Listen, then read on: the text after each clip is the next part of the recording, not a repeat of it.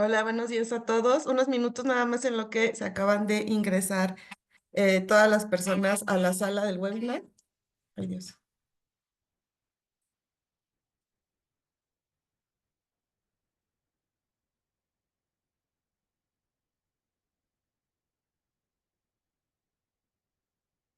Unos minutos ya para que comencemos.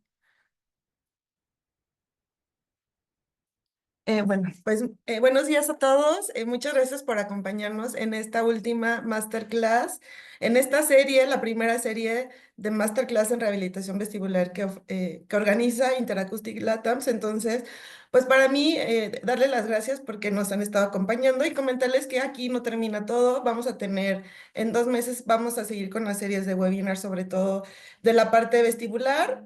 Vamos a tener algunos neurólogos expertos en exploración vestibular, vamos a tener algunos otorrinos, posteriormente también, por ahí también hay algunas sorpresas, entonces para que igual nos sigan en las redes sociales y estén atentos de cuando viene nuestro siguiente evento online. Y también comentarles que porfa, cuando cierren la plataforma de Zoom, recordarles que les va a salir la encuesta para que ahí puedan llenarlo con sus datos y sus correos. Es súper importante que se fijen que el correo esté bien escrito, porque bueno, esta última vez sí tuve algunos correos donde se me rechazó, ya sea porque el correo estaba mal escrito o el correo estaba lleno, ya no me permitía enviar el correo. Entonces también pedirles que chequen bien el correo para que les llegue bien la constancia y no tengamos problemas. También personas que me han estado pidiendo constancias de webinars pasados. Se los hemos estado mandando sin ningún problema. Nada más, bueno, obviamente corroboro que sí hayan estado ese día y sin problema les podemos enviar sus constancias, pero sí, por favor, es súper importante que nos llenen las encuestas porque, bueno, al final, para nosotros es una forma de ver qué están pensando, qué opinan, qué sugerencias tienen, ¿no? Entonces, de verdad, tomamos mucho en cuenta sus comentarios y bueno, pues ya, ahora sí vamos a empezar con esta última masterclass. ¿Quién tenemos el honor? Tengo el honor de presentarles a Jajaira Mendivil. Ella nos va a hablar de la rehabilitación vestibular, un enfoque integral para el adulto. Y les platico un poquito de Jajaira. Ella es fonoaudióloga de la Fundación Universitaria María Cano de Medellín, Colombia. Es especialista en audiología de la Escuela Colombiana de Rehabilitación de Bogotá. Es terapeuta vestibular con certificación en rehabilitación vestibular en the American Institute of Balance. Es coautora del artículo Narrative of Steady Ground, Vestibular Rehabilitation in Postural Perception, Positional Dizziness and Narrative Review. Ha sido conferencista en congresos nacionales, fue vicepresidenta de ASAUDIO del 2022 al 2024 y actualmente es vocal, miembro adjunto de ASAUDIO. Y recordarles que manden todas sus preguntas a la sección de Q&A. Ahí vamos a estar atentos para leer todas las preguntas que se puedan al final. Entonces, bueno, para mí es un honor y le dejo a Jajaira el control del webinar. Y recuerden que se va a grabar también este webinar. Posteriormente subiremos la liga para que lo puedan ver. Súper, Alejandra, muchas gracias. Bueno, muy buenos días a todos. Voy a ir compartiendo por acá la presentación. Primero, muchas gracias por la invitación. La verdad ha sido un completo honor empezar a trabajar en toda esta parte que es un tema que realmente me apasiona bastante y un poco retador viendo las conferencistas anteriores porque realmente son personas que yo admiro demasiado, las cuales he aprendido mucho. Entonces, para mí ha sido un completo placer poder compartir con ellas también de estas charlas y aprender también un poco más acerca de la parte de rehabilitación vestibular, porque es un tema que de verdad necesitamos conocer más y necesitamos que las personas se interesen un poco más en este tema. Y la idea del día de hoy es precisamente tener un poco más de conocimiento con respecto a lo que hacemos en rehabilitación vestibular y ahora enfocándonos en la parte del adulto.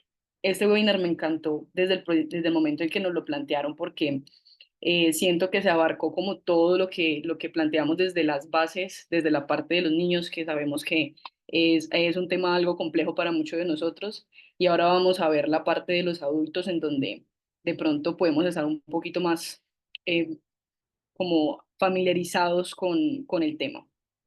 Y quiero iniciar hablando un poco de este síntoma que nos molesta tanto y que llega tanto a consulta, que es el vértigo. es esa sensación de giro del ambiente de la cabeza de carácter rotatorio.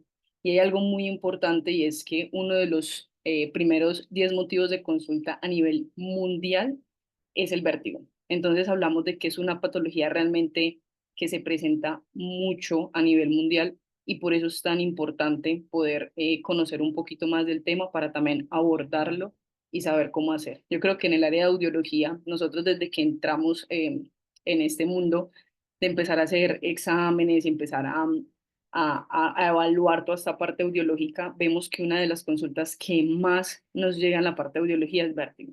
Muchas veces ni siquiera es la parte de audición, sino los problemas a nivel vestibulares. Entonces es algo que de verdad nos llega bastante en toda nuestra parte de consulta. Una de las cosas que pasa es que en la población en general, más o menos del 20 al 30% se presenta este tipo de sensaciones y es mucho más frecuente en adultos, en rangos de 18 a 79 años. Vemos que es un rango bastante amplio porque muchas veces, digamos que se pensaba o se creía que el vértigo o los trastornos vestibulares eran exclusivos del adulto mayor. Y la verdad es que no, es un trastorno que puede estar en cualquier tipo de población. Lo vimos también en el masterclass pasado que hay varias población infantil que sufre este tipo de trastornos, pero pues sí es más común que se presente pues en adultos. Y también mucho más común que se presente en las mujeres. Entonces, esta parte también es importante porque es el hecho de saber la población en la que nos vamos a ver enfrentados. También cerca del 80% de los casos tiende a ser demasiado intenso, una sensación muy fuerte que requiere asistencia médica. Por eso es que vemos que también en la parte de urgencias, de consulta, ya en la parte de urgencias, nos van a llegar muchos pacientes con este tipo de sintomatología y la mayoría de ellos es por alteraciones en el funcionamiento del oído. Entonces vemos que más o menos de ese 80%, el 70% de los casos es por problemas en el oído. Entonces acá vemos que realmente es algo que se ve bastante, que se ve mucho. Y la parte del mareo, que es otra cosa muy importante porque siempre es como la diferenciación de vértigo, mareo, a veces se utiliza como sinónimo, a veces se habla indiscriminadamente de los dos términos, pero la verdad es que son síntomas diferentes y ambos deben tenerse, digamos, como un poco de claridad para poder también saber cómo se va a abordar toda esta parte. Y esta parte del mareo es un síntoma más inespecífico. Las personas lo describen más como una sensación de caminar entre algodones, sensación de desvanecimiento, sensación de la cabeza. Es como una sensación menos específica con respecto al vértigo, que ya es más la sensación de giro. Y aquí vemos que más o menos el 50% de la población adulta mayor, pues mayores de 65 años, consultan por esta parte. Entonces, vemos que realmente es una de las cosas que más se ven en la parte de consulta, entonces también tenemos que tener en cuenta en la parte de mareo y ver. Hay otros, muchos más síntomas que vienen acompañados con esta parte de los trastornos vestibulares, porque no siempre nos van a dar vértigo ni mareo. A veces podemos estar relacionados con problemas de inestabilidad, problemas de jalones, desequilibrio, descontrol del cuerpo, caídas, sensaciones raras en la cabeza, problemas de torpeza. Eso pasa mucho. Por ejemplo, a mí me pasa mucho con mis pacientes que tienden a decirme que son muy torpes y cuando nos ponemos a hacer una retrospectiva de todo lo que ha pasado, yo siempre les digo, torpes toda la vida o torpes desde el vértigo o torpes, ¿qué es torpe para usted? Porque muchas veces normalizamos mucho estos síntomas de sí, no, es normal, yo siempre he sido muy torpe o yo siempre he sido muy desatento o yo siempre he sido una persona que presta muy poco atención en las cosas, entonces esa parte no es normal y hace parte de los síntomas vestibulares. La desorientación, las dificultades de memoria, entonces vemos que no solamente estamos hablando de cosas funcionales, sino que también hablamos de partes ya a nivel de cognición que nos pueda afectar. Y también abarca mucho esta parte de cervicalgia, tropiezos, entonces todos estos síntomas los tenemos que tener en cuenta porque aquí es donde vamos a ir armando todo lo que puede estar trayendo este tipo de dificultades en la vida de nuestros pacientes. encontré un estudio que me pareció bastante interesante y quería compartir, en el cual se buscaba, digamos, como encontrar cuál es la causa más común del vértigo en adultos entre 60 y 90 años, que sabemos que son personas que tienden a tener este tipo de dificultades. Y se hizo un estudio en donde con una muestra de 2.148 adultos mayores, y aquí vemos que digamos como que la causa más común del vértigo fueron los desórdenes audiovestibulares, o sea que aquí vemos que efectivamente el oído tiene un componente muy importante que genera este tipo de sensaciones, y ya seguido de eso vemos que también se ven afectaciones cardiovasculares y neurológicas que traen consigo esos síntomas de vértigo. Y dentro de esa parte de las alteraciones vestibulococleares, vemos que el número uno en adultos, en ese rango de adultos en este estudio, fue el vértigo posicional paroxístico benigno en adultos mayores. Y pues se asocia mucho a la parte del envejecimiento del oído interno, a la degeneración de las otoconias y pues como toda esta parte que hace más propenso que el paciente sufra de este tipo de dificultades. Pero vemos que hay, digamos, como varias patologías que ya hemos pues como visto dentro de nuestros pacientes que se ven como acá y que es bastante común encontrarlas en nuestros adultos. En este caso, pues adultos mayores, pero pues en general, cuando hablamos de adultos, pues se encuentra también mucho este tipo de patologías. Es muy importante tener en cuenta que cuando nosotros vamos a abordar a un paciente vestibular, lo primero va a ser tener en cuenta, digamos, como ir identificando qué es lo que está pasando en ese paciente, y todo empieza desde la evaluación, ¿cierto? Entonces, cuando llega nuestro paciente vestibular, hay que buscar la manera de evaluarlo, y aquí vamos a ver la parte de cronología, si estamos en agudo, si es algo recurrente, si es algo crónico, o si puede estar indicándonos que esté pasando algo a nivel central o algo a nivel periférico. En los adultos pasa algo, y es que es muy importante poder descartar o poder estar más bien muy seguros si lo que estamos evaluando o lo que tenemos enfrente puede ser algo a nivel central. Y eso lo vemos mucho en la parte de urgencias.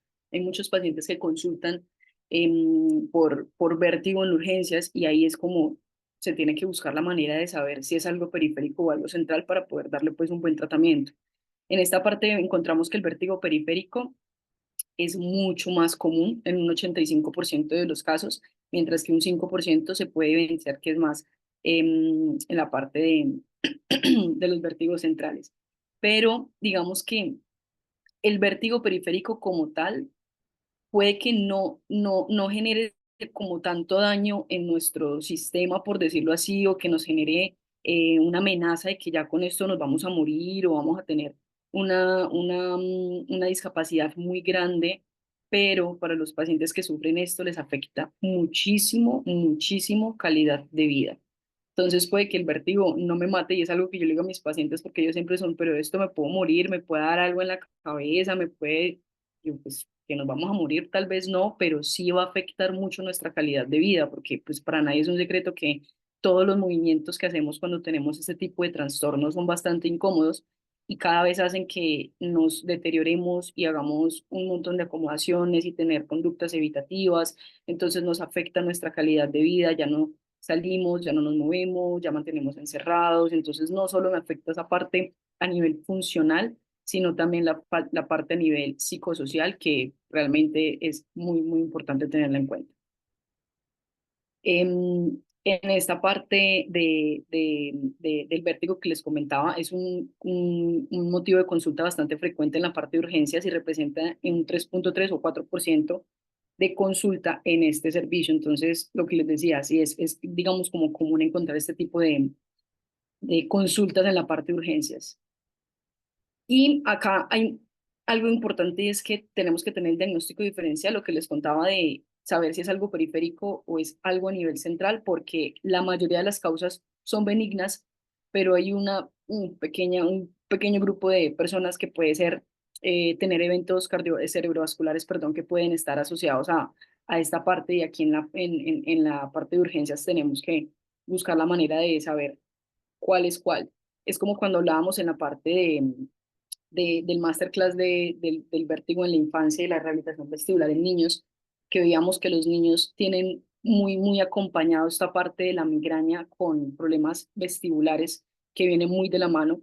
También en el adulto vemos que está muy ligado en esa parte de que puede ser algo muy periférico o puede ser algo a nivel cerebrovascular, y por eso tenemos que ser muy meticulosos en toda nuestra evaluación, en todo nuestro, digamos, como todo lo que nos indica que puede estar pasando con ese paciente para poder tomar decisiones con respecto a cómo abordarlo. En esta parte del proceso diagnóstico, obviamente hay que hacer pruebas que nos miren cómo está esa parte a nivel cerebrovascular, troncoencefálico, y poder mirar qué enfoque o qué tratamiento se le puede brindar a ese paciente.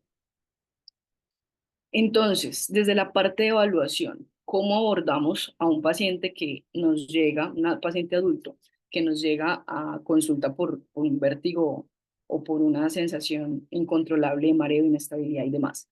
Lo primero, la anamnesis siempre es lo más importante, siempre digamos que es como lo primero que nos va a dar mucha información con respecto a lo que puede estar pasando, y ya aquí de entrada podemos ir organizando qué es lo que puede estar teniendo nuestro paciente: valoración vestíbulo-espinal, valoración vestíbulo-ocular y valoración cerebelosa, para poder tener ese, digamos, como esa información de todas las vías.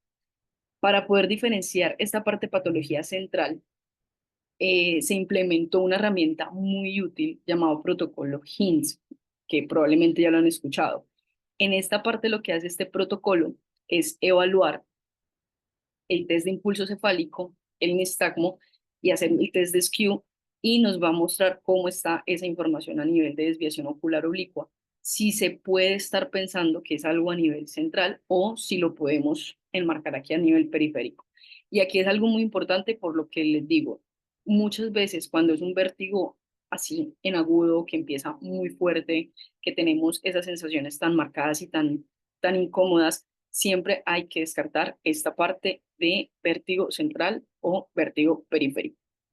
Entonces, dentro de la anamnesis vamos a empezar con un factor diferencial entre vértigo y mareo para poder ir como armando nuestra batería y mirar cómo podemos abordar todas estas sintomatologías. Entonces, sensación de movimiento en general, embotamiento, malestar, lo que hablábamos ahorita, sensación de desvanecimiento, va a estar dentro de los síntomas de mareo, y la sensación de giro de la cabeza o mía o del entorno, o sea, no es como que solamente el entorno se me va a mover, realmente puedo sentir que yo soy el que estoy en movimiento constante o mi cabeza está en movimiento constante. Ya lo entramos, lo clasificamos dentro de la parte de vértigo. El tiempo de duración también es muy importante. Cuando hablamos de que es un vértigo que nos puede durar segundos a minutos, podemos estar hablando de que está pasando algo a nivel periférico con la parte del vértigo posicional paroxístico benigno, o si estamos hablando de, digamos, dificultades que se pueden presentar por horas o días, puede estar asociado ya a migrañas vestibulares, esclerosis múltiple, enfermedad de Meniere, o sea, hay como varias patologías que pueden abarcarse en el tiempo de evolución, y cuando hablamos de días puede estar encaminado a problemas de neuritis vestibular. Entonces, por eso les digo que la parte de la anamnesis es muy importante, porque con estos pequeños datos podemos ir pensando en qué dificultad o en qué patología probablemente puede estar teniendo mi paciente, para ir armando como por dónde puede ir mi tratamiento. Los factores desencadenantes también, si son cambios de posición, también podemos ir pensando en un BPPV, si está con cefalea asociada, aunque no siempre. Eso es muy importante, porque siempre es como que hay la migraña vestibular siempre va a venir con cefaleas, no siempre. A veces puede venir con otros síntomas que nos puede generar este tipo de sensaciones, pero pues sí está muy ligado. Y la parte de enfermedades virales, no solamente a nivel nasal, también se ha encontrado que enfermedades virales a nivel em, gástricas nos pueden estar presentando dificultades en el nervio vestibular, entonces nos activa mucho la parte de las neuritis. Y también los síntomas asociados. Cuando hablamos de que hay dificultades a nivel auditivo, y coacusias fluctuantes y neurosensoriales con acúfenos, pues ya nos podemos estar encaminando también a la parte de la enfermedad de Meniere. Si hay fotofobia, fonofobia, cefalea y es de horas de duración, pues podemos estar pensando en la parte de migraña vestibular. Y si hablamos de episodios de náuseas, vómitos, descompensación, fobia, ya podemos estar pensando en la parte de neuritis vestibular. Entonces, digamos que esto no nos da un diagnóstico, pero nos acerca mucho a lo que puede estar pasando con el paciente. Una aclaración. Nosotros desde la parte de rehabilitación no hacemos diagnósticos, pero es muy importante conocer todo esto para, pues no hacemos un diagnóstico de patología, ¿cierto? Ya miramos más algo a nivel funcional. Pero sí es muy importante conocer esto porque también nos va a ayudar mucho digamos, en nuestra organización para poder hacer el tratamiento adecuado y utilizar pues los ejercicios y las cosas que necesitamos. Porque sí, la verdad es que algo que nos pasa bastante es que nos llegan los pacientes sin un diagnóstico médico. Entonces, es importante conocer todo este tipo de lo que las patologías pueden estar generando para nosotros también mirar cómo podemos abordarlo desde nuestra área sin tener ese diagnóstico, porque pues aquí, por lo menos en Colombia, pasa mucho de eso, que pues llegan los pacientes muchas veces sin este tipo de diagnóstico. Ya hablando un poco más en el protocolo HIMSS, tenemos que se puede estar presentando una anomalía a nivel central o a nivel periférica y digamos que la gran diferencia acá em, la encontramos también en la parte del impulso cefálico. Aquí vamos a ver que, por ejemplo, cuando tenemos una anomalía central, probablemente no se presente ningún tipo de desviación de la mirada, o sea, si exista la fijación visual, esté funcionando bien ese reflejo, mientras que en las anomalías periféricas encontramos que existe la sacada correctiva, que ahí sí se ve, digamos, como el movimiento, la dificultad en mantener la fijación visual, que nos indica que probablemente el daño ya va a estar más encaminado a la parte vestibular, al sistema vestibular nervio, más que en un componente a nivel de central. Aquí les voy a mostrar un videito en donde sale cómo hacemos el test de impulso cefálico. Es un movimiento seco de la cabeza. Inclinamos un poco la cabeza para poder evaluar los canales horizontales, que son los que estamos estimulando acá. Y el movimiento es brusco y debe ser impreciso, o sea, que la persona no sepa para dónde voy a estar moviendo la cabeza. Precisamente la idea es que sea algo que no se lo espere ni que tampoco nos ayude, porque precisamente tiene que ser lento. Y ahí vamos a evidenciar si existe o no esa sacada correctiva, que en la mayoría de los casos cuando estamos en agudos son muy notorias, entonces digamos que se va a ver bien esa corrección. En otros casos, pues no se va a notar tanto. En casos ya pues de patologías más crónicas o recurrentes, pues se va a ver un poquito más, va a costar ver un poquito más. En la parte del HIMSS, de protocolo HIMSS, vamos a mirar también la parte del nistagmo. Esto nos va a dar también mucha información. Cuando hablamos de que el nistagmo es horizontal, probablemente vamos a estar hablando de un movimiento lateral, pues un movimiento horizontal de los ojitos. Por aquí vi que hay una pregunta.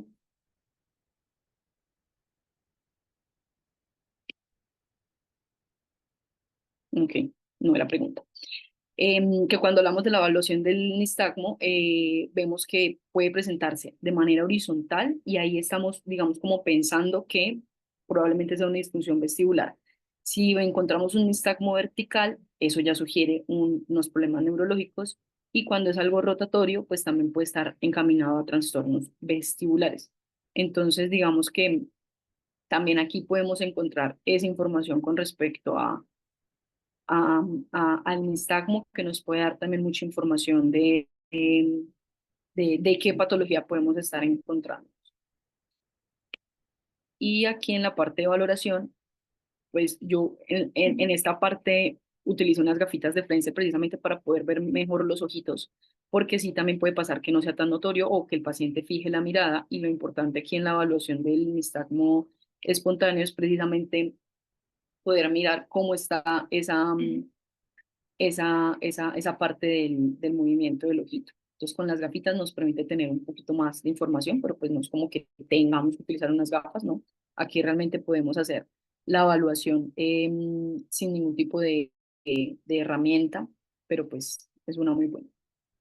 Em, la otra cosa que tenemos que tener acá muy presente es la parte del test de SKU, que aquí lo que nos va digamos, como a mirar es esa desviación ocular que se puede estar presentando en el momento de hacer la prueba, y nos da indicios de que puede estarse presentando algún tipo de afectación a nivel cerebral, a nivel ya más central, posibles impactos en el bulbo, impactos en la protuberancia. Entonces, o sea, digamos que acá ya va a ser necesario, si sale positiva esta prueba, utilizar imágenes diagnósticas para poder saber qué es lo que está pasando y poder determinar qué daño está teniendo ese paciente y pues llevarlo a un tratamiento. Es una prueba también muy sencilla, se tapa un ojito y luego se destapa el otro de manera intermitente mientras el paciente ve el ojito, y lo que buscamos, mira la nariz, perdón, del evaluador, y lo que miramos aquí es precisamente que no exista esa desviación, que los ojitos siempre se mantengan y que no hagan un movimiento de corrección en el momento de hacer el, el cambio de enfoque. Desde ahí, digamos que podemos encontrar y evaluar la parte a nivel periférico y central. Ya en el momento en el que tenemos esta parte de, bueno, podríamos estar pensando de que es algo a nivel periférico, podríamos estar pensando que es algo a nivel central. La idea es poder seguir evaluando y mirando cómo están funcionando las demás estructuras que nos traen a esta parte. Entonces aquí entramos a la evaluación vestibuloespinal, en donde buscamos es precisamente mirar cómo está la parte del control postural, que hace, pues es una parte muy, muy importante de nuestro sistema vestibular. Entonces, hacemos test que nos permiten conocer esa parte. Entonces, aquí empezamos con el test de Romberg, que nos da más información a nivel estática, en donde se evalúa precisamente esa parte del equilibrio, se realiza con supresión visual, ayudándonos a tener como información pues más del sistema, y nos identifica disfunciones a nivel vestibular que nos pueda mostrar hipofunciones o que se esté presentando alguna asimetría también a nivel vestibular. Cuando estamos en agudo, también en esta parte se puede evidenciar mucho la teropulsión hacia el lado más hipofuncional. Entonces acá digamos que nos muestra mucho cómo está funcionando esa parte de equilibrio en el cuerpo. Aquí les voy a mostrar un videito en donde estamos haciendo la prueba. Entonces, evaluador, estamos con el paciente, la posición de pies juntos, brazos cruzados, y vamos viendo si hay algún tipo de movimiento, lateropulsión, que pierda la estabilidad mientras estamos haciendo la prueba, que lo ideal es que el paciente acá no tenga ningún tipo de, digamos, como de descontrol, sino que podamos mantener la posición. Son unas pruebas que son muy sencillas, pues se pueden realizar de manera clínica sin ningún problema y sin mucha herramienta. Lo importante es poder mirar cómo está funcionando ese sistema y pues mirar cómo abordarlo. Desde también la parte vestibuloespinal encontramos la prueba de Gutenberg-Fukuda, que nos da también mucha información de desviación y obviamente aquí de control ya más un poquito a nivel dinámico con movimiento, y aquí le pedimos al paciente pues que estire los brazos y empiece a marchar en un mismo punto, precisamente para mirar si existe o no esa desviación. Y lo ideal es que no exista ningún tipo de desviación. Cuando hacemos esta evaluación es muy normal tener desviaciones pequeñas, más o menos de 15, 20 grados, pero ya cuando supera esos rangos ya podemos estar pensando de que se está presentando una descompensación. Hay algo importante acá que aclarar, y es que cuando hablamos de esta parte de la evaluación, el tiempo de evolución de la patología también influye mucho, porque no es lo mismo un paciente que me llega en etapa aguda o subaguda, que estamos hablando de máximo 3 semanas de evolución de los síntomas, en donde va a ser como más notorio esa información hacia el lado que se presenta el daño, a pacientes que ya están en etapa de patologías más crónicas, que llevan meses o años teniendo este tipo de dificultad. Y aquí podemos ver que también, como nuestro sistema hace un proceso de compensación natural, eso va a hacer que estas pruebas puedan salir hacia el lado bueno, ¿cierto? Hacia el lado que está funcionando bien, pero es por la parte de compensación. Entonces, por eso es muy importante en la anamnesis tener en cuenta todo eso: cuánto lleva con el vértigo, qué tanta dificultades qué tiempo de evolución lleva, cuándo le empezó, porque muchas veces ellos son, no, si llevo 3 semanas con él, nunca antes le había dado, sí, hace 2 años me dio y me volvió a dar. Eso ya iba a cambiar mucho porque podemos estar teniendo información a nivel compensatoria también, que tenemos que tener presente, y por eso estas pruebas como tal no son diagnósticas, sino que nos ayudan a tener una idea abordar un poco más de cómo está es en ese momento en la evaluación nuestro paciente, pero no nos va a decir, ah, que se fue para la derecha, entonces el lado que está teniendo la dificultad es el lado derecho.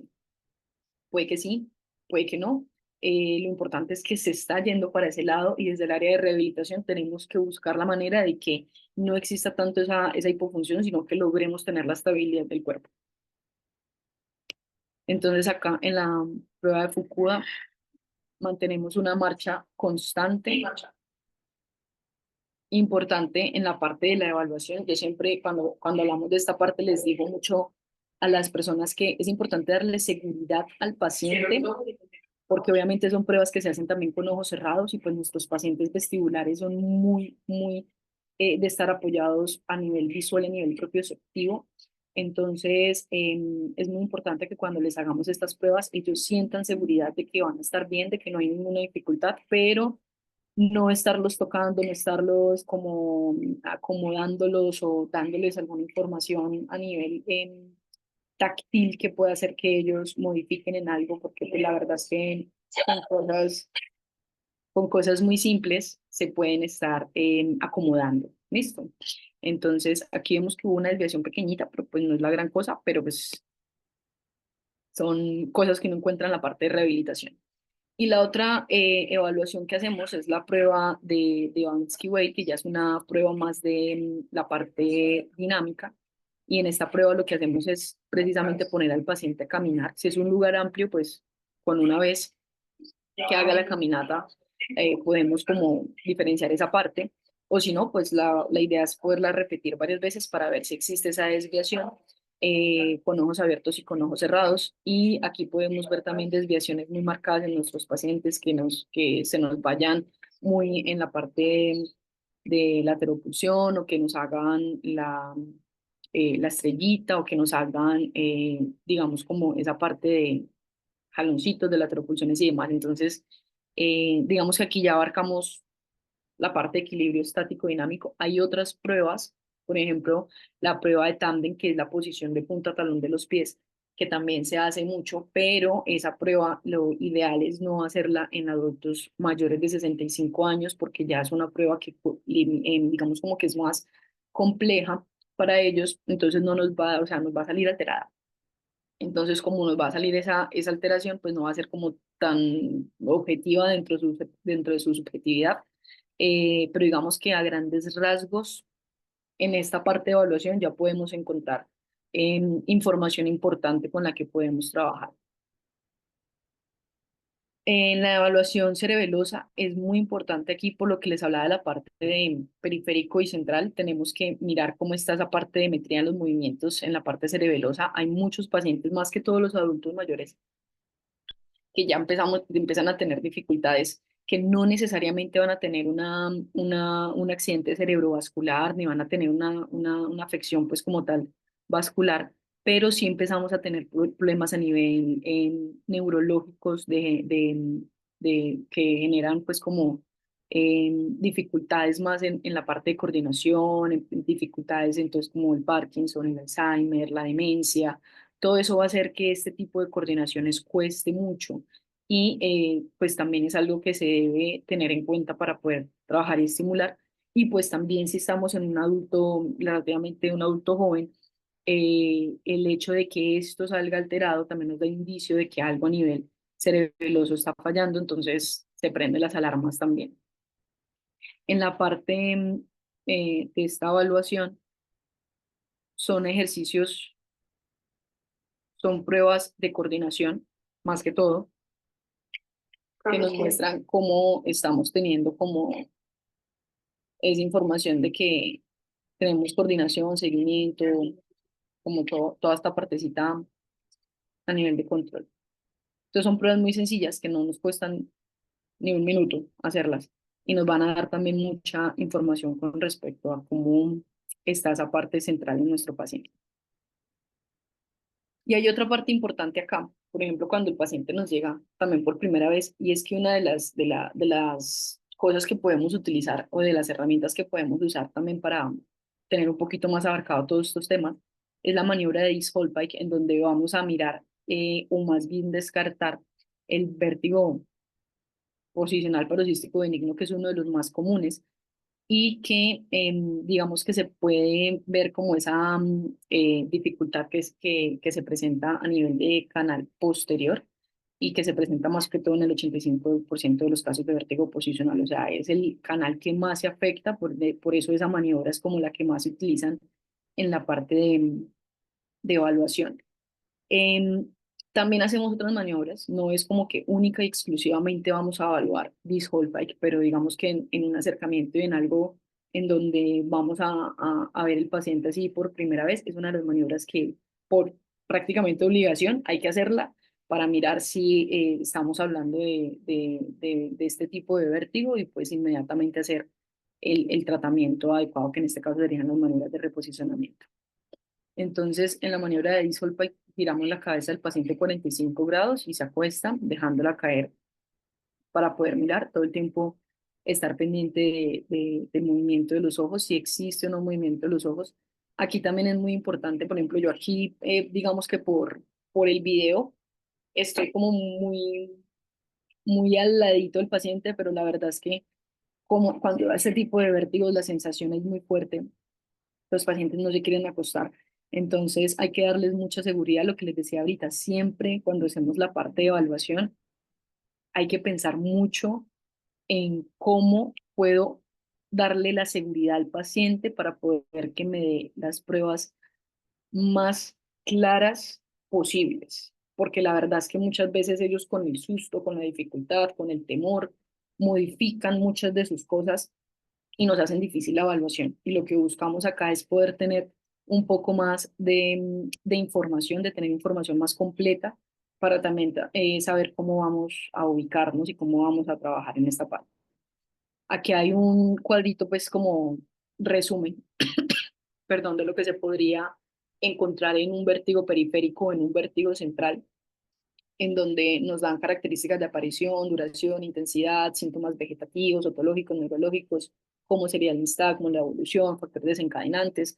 Entonces, son diferencias significativas, por ejemplo, en la parte de aparición, el vértigo periférico es más súbito, mientras que el central es mucho más progresivo. Y cuando se habla de un vértigo central, pues súbito, ya estamos hablando de problemas a nivel cerebrovasculares, ictus o problemas de otro tipo. Entonces, por eso les digo que ahí hay como que buscar la forma de, de tener el factor diferencial. El tiempo de duración, días, segundos, minutos, si es muy intenso, si es muy suave, si viene un no con hipoacusia, entonces todo este tipo de información nos va a ayudar también mucho en la parte de la evaluación. Hay otra cosa importante cuando nosotros hablamos de rehabilitación vestibular en adultos y es que los pacientes vienen con muchas dificultades a nivel propia, o sea, a nivel de funcionalidad, de psicología, muchas dificultades a nivel de cómo me proyecto yo, cómo me muestro yo en mi vida cotidiana, porque la verdad es que tenemos muchas dificultades que nos generan sensaciones muy incómodas. Entonces las personas tienden a estar como muy incapacitados en muchas cosas de su vida cotidiana. Entonces siempre hacemos unos cuestionarios que son de autorreporte que nos dicen cómo están esos pacientes, cómo están estas personas con respecto a sus sensaciones. El DHI, que es el que, digamos, podemos conocer un poquito todos o tenemos como más conocimiento de que existe, son varios ítems que nos van a hablar de las esferas funcional, emocional y física y nos van a decir un poco cómo están esos pacientes en ese punto, en esas tres esferas. Y podemos ver que podemos estar hablando de discapacidades moderadas o severas o sin discapacidad y nos ayuda mucho a saber cómo se siente el paciente con respecto a su entorno, a las cosas que puede hacer. Entonces son cuestionarios en donde preguntan en qué momento se siente más mareado, si lo siente mucho, si lo siente poco, si la dificultad se da para levantar cosas, para caminar, para moverse, para agacharse, para mil cosas, o si se siente muy limitado con respecto a si se siente triste, si se siente angustiado, entonces digamos que nos da un poco de información en esa parte. También está el ABC Scale que nos da información un poco más en actividades de equilibrio. Este nos ayuda mucho, por ejemplo, en la parte de los adultos mayores, que son, digamos, una de las causas principales de ellos es la inestabilidad. Entonces, nos ayuda mucho a saber cómo está la confianza y la seguridad que tienen los pacientes en el control de su cuerpo, porque digamos que acá se pierde mucho esa confianza. Puede que sean fuertes, entre comillas, pero tengan mucha sensación de incomodidad y esa confianza pues obviamente falla y genera pues como esas incomodidades. La puntuación, digamos que 0 indica falta de confianza o 100 que estoy muy confiado, entonces el paciente en ciertas situaciones que tiene pues como la evaluación dice que tiene 0 o 10 o 20 de confianza, es porque realmente es muy poca la confianza que tiene para hacer las actividades que se presenta y pues acá nos da un poco también de información con respecto a cómo se sienten en su equilibrio. Obviamente esto viene acompañado de las otras evaluaciones, porque aquí la idea es poder tener como una información también de lo que vemos, de lo que ellos, las dificultades y sensaciones que están experimentando, más cómo se perciben ellos, que es algo que también se trabaja mucho en terapia, porque hay muchas personas, por ejemplo, aquí, esa parte del cuestionario de Nigata, que está más encaminado para pacientes con problemas posturales persistentes, los mareos por mareo postural perceptual persistente, que son personas que tienen mucho componente de ansiedad, mucho componente psicológico, muchas veces creen que no, que es algo que solamente su mente se lo está generando. Entonces, para ellos es muy difícil porque obviamente aquí todos los cuestionarios y las cosas que se le hacen a nivel emocional están súper descompensados. Y hay muchas cosas a nivel funcional que son capaces de hacer, pero no termina como de sentirse bien en todas sus esferas y generan como muchas sensaciones incómodas y son pacientes que son algo complejos porque ellos, su entorno pues obviamente no le cree, entonces generan un montón de cosas que también afectan nuestro proceso. No es solamente el hecho de evaluar la parte funcional, sino de conocer cómo está ese paciente afectado, porque aquí lo que buscamos es mejorar calidad de vida. Necesitamos es ver cómo podemos abarcar dentro de todo nuestro proceso de rehabilitación, todo nuestro proceso de terapia, no solamente que el paciente sea capaz de agacharse, sino que se sienta bien agachándose, que tenga la confianza de agacharse, que pierda el miedo a agacharse. Y para eso, pues tenemos que mejorar la parte funcional. Si mi parte funcional no está bien, pues mi parte emocional también se va a ver reflejada, se va a ver afectada y la idea es poder mejorar mucho eso para que poco a poco vayamos quitando el miedo y quitando pues como todas las dificultades, pero pues no es algo como que se hace de la noche a la mañana. Es lo que les explico yo mucho a mis pacientes. No podemos pretender que pasemos 3 meses con un vértigo y que yo le haya cogido miedo a moverme absolutamente todo, a después de 2, 3 terapias yo decir, ya no tengo miedo, porque es que yo ya sé que cuando me agacho me mareo y ese mareo es muy fuerte o ese vértigo es muy fuerte, esa sensación es muy incómoda, entonces yo le cojo rechazo, le tengo susto, me da mucho miedo enfrentarme a esa situación, entonces yo qué hago, pues dejo de hacerlo. Cuando ya empezamos un proceso de rehabilitación en donde veo que ya logro hacerlo, pues obviamente igual me va a dar miedo. ¿Cuál es la forma de perder el miedo? Pues haciéndolo. ¿Cierto? Es la única forma. Y ya a medida que mi sistema va teniendo como que venga, si soy capaz de agacharme, si soy capaz de hacerlo, ya ese miedo también va yéndose a un lado, pues obviamente hay personas que les va mucho mejor en este proceso y hay otras que necesitan pues como un poquito más de ayudita, pero pues en general es como lo que uno busca trabajar y busca tener como control de esa información.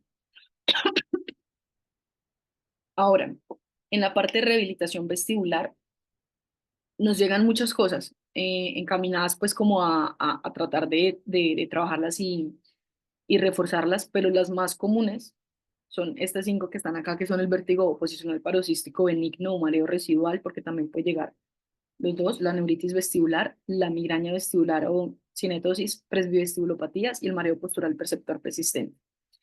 En esta parte nos llegan muchos, o sea, no es como que solamente, exclusivamente, pues esto es como lo más común, porque pues yo creo que dentro de nuestra área hemos visto todas las patologías, o por lo menos las más notorias, las más sonadas, el Meniere, el las dehiscencias del canales, los vértigos centrales, pues nos llegan también mucha información, pero digamos que estas son las que más encontramos en la parte de rehabilitación.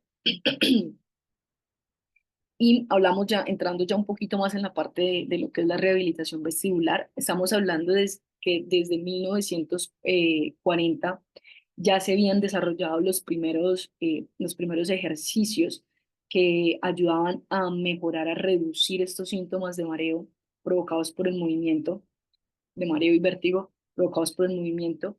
Y aquí ya empezamos a ver de que el movimiento es lo que realmente me afecta, pero me ayuda a mejorar mis síntomas. Entonces, aquí en esta partecita empezaron a diseñar información más a nivel ocular, movimientos oculares y movimientos cefálicos, que a medida que los iban repitiendo, se dieron cuenta que efectivamente ayudaban a los pacientes que tenían este tipo de alteraciones y que se volvía un poco más fácil hablar en términos de recuperación con respecto a la sintomatología que se presentaba. Vamos a hablar un poquito de las patologías que les mencioné anteriormente y cómo desde el área de rehabilitación las abordamos. Entonces, el vértigo posicional paroxístico benigno, la verdad es que desde el área de rehabilitación puede que nos llegue mucho o puede que nos llegue muy poco. Por ejemplo, a mí personalmente me llega muy poco. ¿Por qué? Pues porque yo tengo la fortuna de trabajar con otorrinos que hacen las maniobras también cuando lo ven ahí el vértigo posicional, entonces no es como que me llegue tan propiamente el vértigo posicional, probablemente ya me llega después a un mareo residual, por eso es que los coloqué como en una misma casilla, porque a veces ni siquiera es como tal el vértigo posicional, sino lo que queda después de o me llegan los vértigos posicionales que son más complejos de acomodar. Entonces, desde esta parte, no es como que en mi consulta personalmente me llegue mucho. Y yo siempre he sido partidaria y es algo que hemos hablado mucho cuando tenemos charlas y cuando tenemos como todo este tipo de información y es que el vértigo posicional debe acomodarlo la primera persona que lo vea. Es muy importante esto porque es algo que dentro de nuestra área deberíamos estar capacitados para poder identificar qué es lo que está pasando, qué canal está afectado y utilizar la maniobra que se puede utilizar. Entonces, si desde el área del médico, el otorrino o inclusive la parte de audiología que llegue esta partecita, pues sería muy, muy bueno que el paciente de una vez vaya con su problema solucionado, porque pues para nadie es un secreto que esto es bastante incómodo y que las maniobras son una de los tratamientos más efectivos para mejorar esta parte, entonces se puede hacer, ¿cierto? Cuando hablamos pues del vértigo posicional, sabemos que la, la gran mayoría digamos como que de los estudios demuestran que es uno de los más comunes, entonces todos hemos visto y hemos pasado por un paciente con vértigo posicional. El tiempo de duración generalmente es de segundos, pero es bastante incómodo. A veces pueden ir con náuseas, con vómitos. No afecta la parte auditiva, más que todo es la parte vestibular. Y los desencadenantes son los movimientos de la cabeza o, sí, más que todo de la cabeza, movimientos bruscos de cabeza. Y ahí es cuando más empezamos a sentir estos síntomas de giro ante los cambios de posición. Importante, las maniobras de reposicionamiento canalicular no son terapia vestibular, son maniobras. ¿Por qué les digo esto? Porque nosotros dentro del área de rehabilitación vestibular manejamos unas estrategias, que es lo que en su momento Bernardita les habló en la parte de fundamento, las estrategias de adaptación, de sustitución, de habituación, y las maniobras de reposicionamiento canalicular son unas maniobras que realmente no implican ningún tipo de estimulación, es más algo muy de organizacional, es más de organizar esa parte. Vemos que para cada canal hay una maniobra y esto es muy importante y yo siempre invito mucho a los profesionales a que eduquen mucho a sus pacientes, porque yo creo que todos nos ha pasado, todos alguna vez hemos visto, bueno, la gran mayoría hemos visto pacientes que llegan diciéndonos, ah, sí, la maniobra de Epley, y uno es como, ¿por qué sabe que existe la maniobra de Epley? Ah, es que yo la encontré por internet, o yo la hice por internet, o inclusive mi médico me dijo que la hiciera y que la buscara por internet.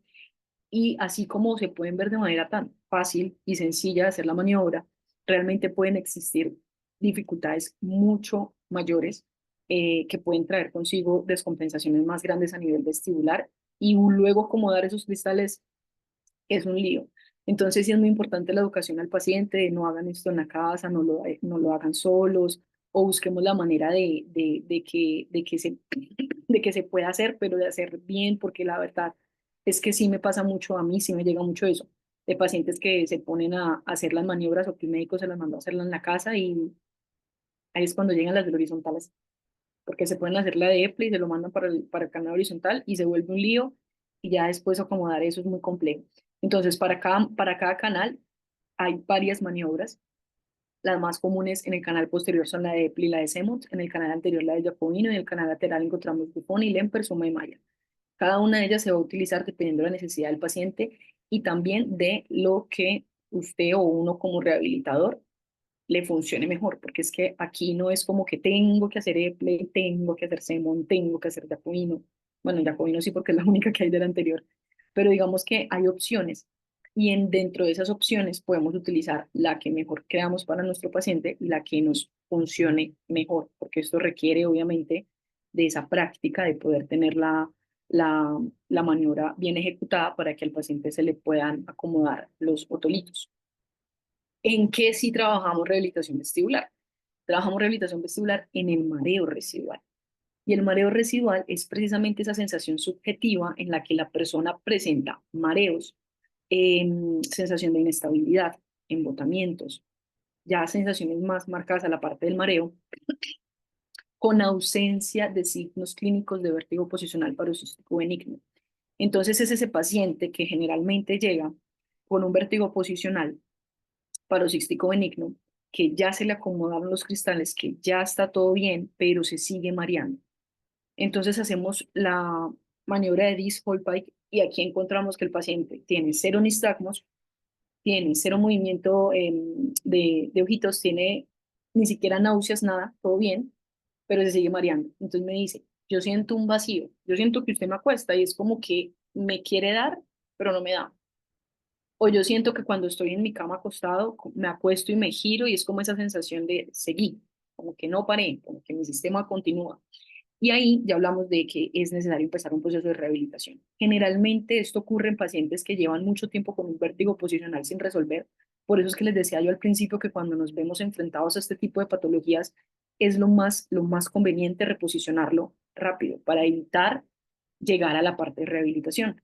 Porque la verdad sí pasa mucho que puede tener el vértigo posicional, se lo diagnostican, ah, sí, tiene los otolitos por fuera, bueno, vaya donde el rehabilitador para que se lo acomode y vamos a hacer esperar la terapia y resulta que la cita con el rehabilitador, pues aquí, por ejemplo, en Colombia, por el sistema de salud, son bastante demoradas, entonces podemos hablar de que pasan meses desde que tengo un diagnóstico hasta que encuentro un tratamiento y eso le juega mucho en contra a los pacientes porque ya no hay que acomodar solamente cristales, sino que hay que hacer un trabajo más en la parte del mareo residual. El mareo residual, hay algo también importante con la parte de ansiedad, y es que cuando tenemos este tipo de vértigos, el miedo va a ser muy marcado, porque precisamente en el momento donde más paz, entre comillas, tengo, que es cuando me voy a acostar a dormir, es cuando lo siento. Entonces son pacientes que durante todo el día están funcionando bien, que están haciendo su vida común y corriente, pero cuando se van a acostar es cuando más dificultades sienten, entonces le empiezan a coger miedo a acostarse, le empiezan a coger miedo a girarle en la cama, les empieza a coger miedo y esa ansiedad de tengo que acostarme a dormir y no quiero, entonces también tenemos ya afecciones en la parte del sueño, tenemos dificultades más en el procesamiento de la información, entonces se vuelve algo bastante complejo porque me va a generar dificultades no solamente a nivel funcional, sino también en esta parte anímica. Son síntomas que se van volviendo más persistentes, hay pérdida de confianza, ya la parte de los movimientos de lo que hago en mi vida diaria es más limitado y obviamente también el riesgo de caída aumenta, porque cuando yo empiezo a hacer todo este tipo de acomodaciones, todo este tipo de conductas evitativas, hacemos que nuestro sistema deje de procesar esa información. Al fin y al cabo, la estimulación que necesita nuestro oído es la de movimiento.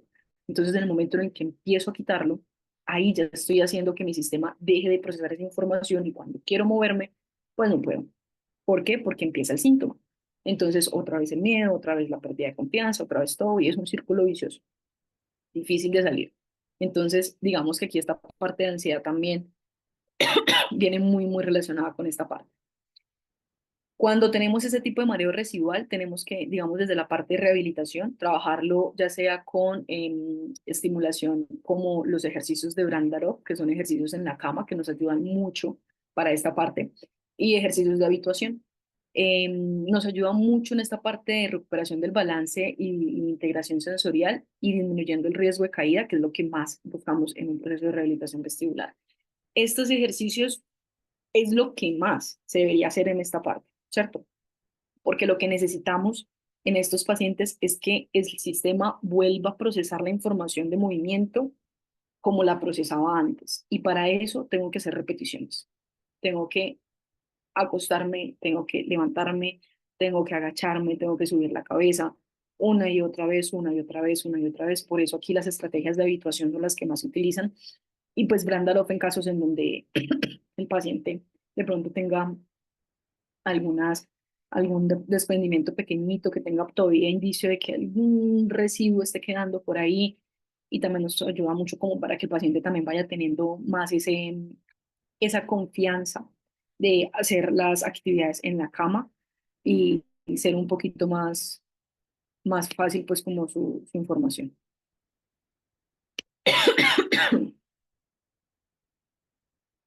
Por aquí estoy viendo que están unas preguntas y yo no miré.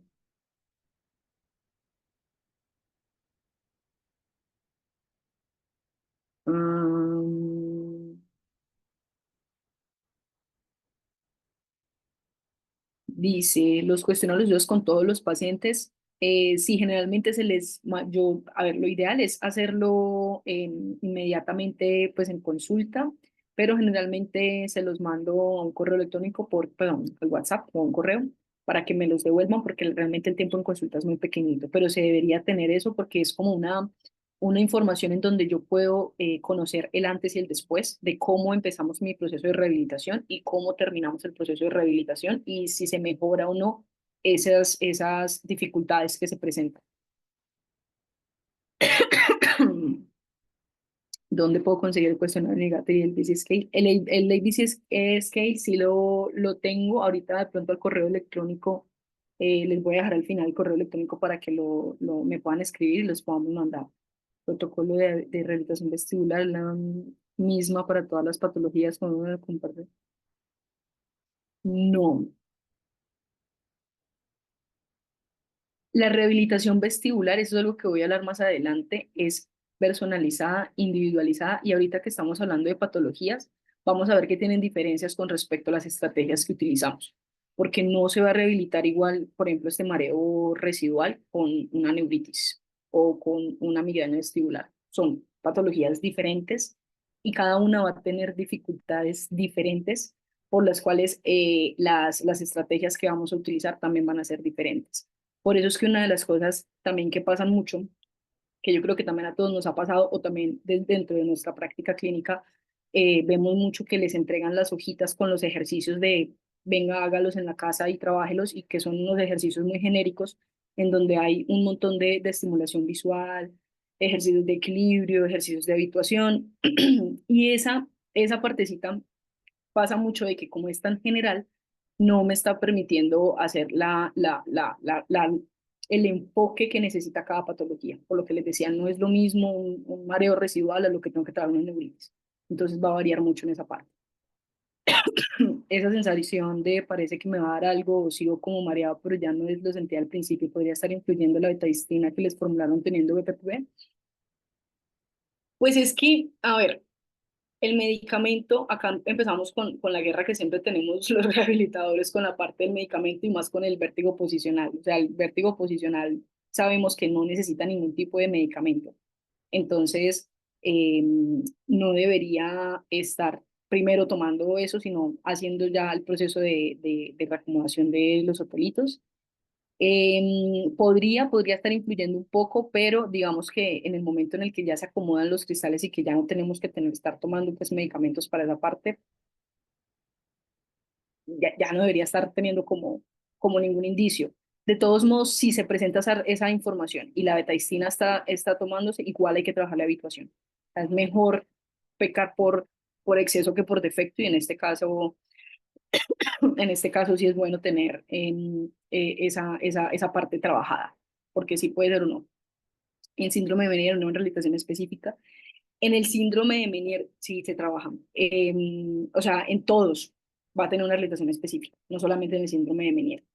Es más, en los pacientes individuales van a tener una evaluación específica. No es lo mismo lo que yo le puedo hacer a una persona joven a una persona adulta. No es lo mismo lo que yo le puedo hacer a una persona que tiene problemas visuales o propioceptivos a una persona que no tiene estas dificultades. Entonces, la rehabilitación vestibular en general es individualizada. Aquí no vamos a utilizar, aquí es que voy a utilizar este protocolo y se lo voy a aplicar a esta patología. No.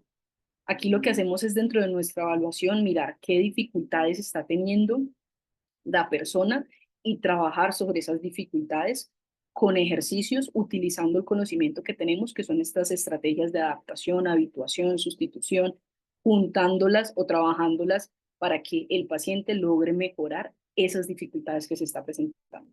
Entonces todo es individualizado, la verdad. No es como que para todo, para esta persona, esta patología, esto acá, no, no es así. Es más difícil la realización en el 3P. Digamos que la dificultad no es el hecho de si es más difícil o no, porque yo he tenido pacientes con 3PD que se han recuperado muy bien, pues gracias a Dios se les ha funcionado mucho el tratamiento, sino es cómo se aborda ese tratamiento. El 3PD primero para llegar a su diagnóstico a veces cuesta un poco y que la persona acepte el tratamiento cuesta mucho más, porque decirle a una persona, usted tuvo un daño, ese daño le generó su problema de vértigo, pero al mismo tiempo esta parte de ansiedad está haciendo que su vértigo lo descompense.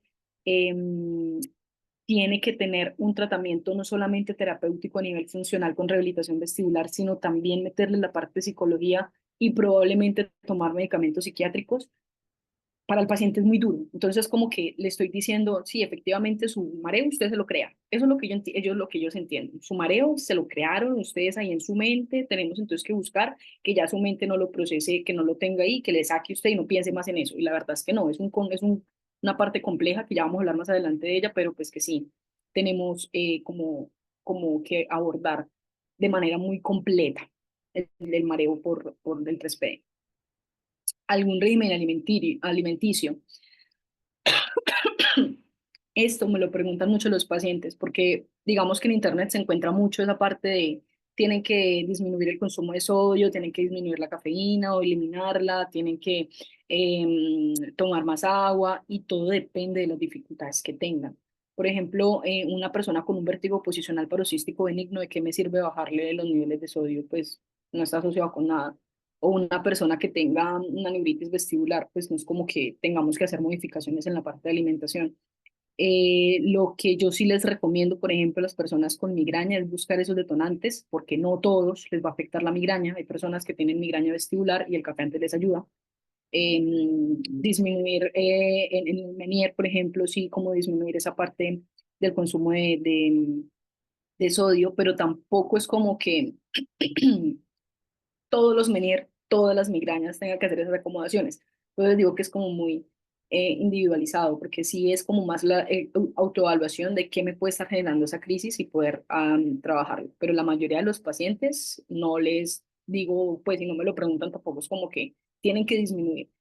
Y el alcohol, pues sí, o sea, el alcohol, la guerra con el alcohol, y yo en estos días estaba hablando de esa parte, es que obviamente cuando tenemos un déficit vestibular, el alcohol va a hacer que esa parte de la información a nivel vestibular se procese menos, entonces va a hacer que nuestro sistema también ya está funcionando mal, entonces va a funcionar peor. Entonces lo que yo siempre les explico a mis pacientes es que probablemente si van a tomar alcohol, lo que va a pasar es que primero se van a descompensar más rápido, entonces digamos que si antes se tomaban 5 cervezas y ya estaban prendos aquí con 2, ya van a tener esa sensación de ya estoy oscilando, ya estoy como medio contento, pero cuando ya, digamos, como el post de la tomada, probablemente vaya a ser más duro, ¿cierto? O sea, la resaca va a ser lo más difícil de tener como en esta partecita. Y es muy importante que los pacientes también tengan muy en cuenta eso, porque sí me pasa mucho que es, ay, pero para tomar alcohol y, por ejemplo, en diciembre, que siempre es como la típica, ¿puedo tomar licor?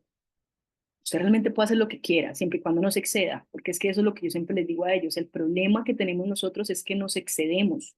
Entonces nos excedemos haciendo, tomando alcohol, nos excedemos tomando café, nos excedemos tomando alimentos ricos en sodio, y eso es lo que realmente me va a descompensar a mí. Porque si yo tengo una alimentación bien, si yo tengo una ingesta de líquidos adecuada, si yo tengo un control de la ingesta de alcohol, pues probablemente no me va a pasar nada. Pero es más, no, yo siempre soy muy partidaria de no quitar, pero sí modificar, de que sea la parte de conózcase y también trabájelo, porque no es como que ya usted nunca más en la vida entonces va a poder tomar un trago de alcohol, no, es buscar la manera en la que ese entorno me pueda permitir funcionar sin que afecte mi trastorno vestibular. Me devolví. Vamos a seguir acá. Entonces, vamos a tomar un poquito, hablando del líquido. Hablando de la neuritis vestibular, como tal, sabemos que puede ser por causas virales. Pueden incluir dificultades como síntomas que incluyen náuseas, problemas. Digamos que la neuritis vestibular es la que es uno de los más difíciles por el hecho de ser tan fuerte, de inicio tan súbito, entonces descompensa mucho, a pesar de que es tan fuerte y tan descompensante, pues es de naturaleza benigna, entonces digamos que en parte bien, porque no se daña nada a nivel central, pero pues sí se presenta como sensaciones muy incómodas. En esta parte se puede, digamos como en la parte terapéutica, va a depender mucho las estrategias que vamos a utilizar, si el paciente llega en etapa aguda o subaguda. Hay muchos síntomas que se pueden presentar acá a nivel estático y a nivel dinámico. Por ejemplo, cuando recién empieza la neuritis, vemos que son pacientes que están con el vértigo muy marcado, con el mareo, está con el nistagmo, tienen las alteropulsiones, inclusive tienen dificultades para controlar el cuerpo. O sea, estamos hablando de que estamos en situaciones y sensaciones muy incómodas, muy marcadas. Y en ese momento, digamos, como empezar un proceso de rehabilitación se hace un poco más complejo, porque literalmente el paciente no es capaz ni siquiera de enfocar, o sea, no hay nada. Aquí tenemos dificultades muy marcadas. Obviamente depende mucho de qué daño se presenta a nivel de la neuritis, porque no va a afectar, a ver, hay neuritis que pueden afectar todas las ramas, o hay neuritis que afectan solamente la rama superior, solamente la rama inferior. Entonces también depende de lo que me esté generando, o que el daño que se esté presentando, pues así mismo también va a ser la descompensación de la persona. Entonces en la etapa aguda realmente es muy complejo empezar un proceso de rehabilitación, porque el paciente apenas está tratando de recuperarse del nistagmo. Entonces prácticamente lo que trabajamos ahí es muy reducido. Donde más vamos a sacar provecho, digamos, de esta parte de la neuritis, es en la parte de los síntomas de las etapas subagudas, en donde vamos a estar trabajando ya más los síntomas dinámicos, esa parte de la visión borrosa, la estabilización de la mirada, la agudeza visual, la inestabilidad. Entonces es como donde más provecho vamos a sacar. No quiere decir que en la etapa aguda no podemos hacer nada, pero lo que hagamos va a ser muy reducido. En esta parte de la neuritis vestibular, el enfoque terapéutico va a estar más encaminado a la estabilización de la mirada. Vamos a estar encaminándolo más en la habituación de los síntomas, en el equilibrio y en la caminata, porque es lo que más se afecta. Entonces, digamos que por eso les decía que van siendo estrategias diferentes dependiendo de la dificultad que se va presentando. Y en este caso, las dificultades que se van presentando en cuanto a las limitaciones de la actividad física y los movimientos son más que todo en la estabilidad de la mirada y en el equilibrio. Son personas que están muy inestables, muy mareadas, con el vértigo todavía ahí. Y digamos que en la parte estática, la neuritis, pues digamos que se va compensando sola, pero ese proceso de compensación a veces tarda, y puede que en la parte estática se sientan mucho mejor, pero en el momento en que empieza la parte dinámica, ahí es cuando todo se descompensa. Entonces ahí ya es cuando tenemos que empezar a utilizar estas estrategias. Y lo que buscamos en esta parte es hacer ejercicios de estabilización de la mirada, en donde buscamos mejorar por medio de ejercicios de adaptación y sustitución vestibular, mejorar ese reflejo vestibulocular, o sea, trabajar esa fijación visual. Lo que se daña aquí en la neuritis es el hecho de que mi BOR se mantenga, de que yo no haga esas sacadas correctivas, de que yo tenga la capacidad de mantenerme. Entonces, ejercicios que estabilicen la mirada nos ayudan mucho, y aquí influye mucho la creatividad del, del, del terapeuta, porque ejercicios, o sea, literalmente para trabajar esta parte, tengo que mover cabeza, sí o sí hay que tener un movimiento de cabeza activo y tenemos que hacer movimientos que van a ser incómodos para el paciente, entonces un paciente va a ser muy tedioso estar siempre mirando un puntico, moviendo la cabeza, mirando un puntico, moviendo la cabeza. Entonces hay que buscar otras estrategias que nos ayuden como a que el paciente se motive, porque realmente es un ejercicio que necesitamos trabajar mucho, pero también necesitamos que eh, para el paciente no sea aburrido. Y eso es algo que nos pasa mucho en rehabilitación, que es uno como tratando de encontrar esa motivación con ellos. También se utilizan mucho los ejercicios de habituación, digamos, para reducir esa parte del síntoma. A las personas con neuritis también se les afecta mucho la repetición del movimiento. Entonces, al tener movimientos repetitivos, hacemos que esas sensaciones incómodas que se están presentando vayan disminuyendo. Hay que enfocarse en la estabilización de la mirada, pero también en el hecho de que yo me pueda agachar, caminar, girar, voltear, lo que sea, de manera repetitiva para que tengamos más control de esa información. Y trabajar mucho estrategias de equilibrio y marcha, porque las personas con esta dificultad tienden a tener muchas dificultades en control de centro de gravedad, sensaciones de lateropulsión, también esta parte del entrenamiento multisensorial. Cuando hablamos de terapia vestibular, no estamos hablando solamente de ejercicios físicos, y eso es algo que nosotros tratamos como de mostrar mucho de, no es solamente levantes y siéntese, viene un montón de información a nivel sensorial que hace que nuestro sistema se nutra impresionante de todo lo que nuestro entorno puede darnos. No estamos hablando solamente de que yo sea capaz de ponerme de pie en un ambiente X, sino en toda la información que yo estoy teniendo de mi entorno, toda la información que yo estoy procesando, toda esa parte de cognición que estoy activando, toda esa parte propioceptiva que estoy teniendo. No es lo mismo si yo trabajo en el piso a que trabajo en una colchoneta. No es lo mismo si yo me salgo, estoy caminando en el consultorio con mi paciente o me voy a un parque cerca a caminar con él.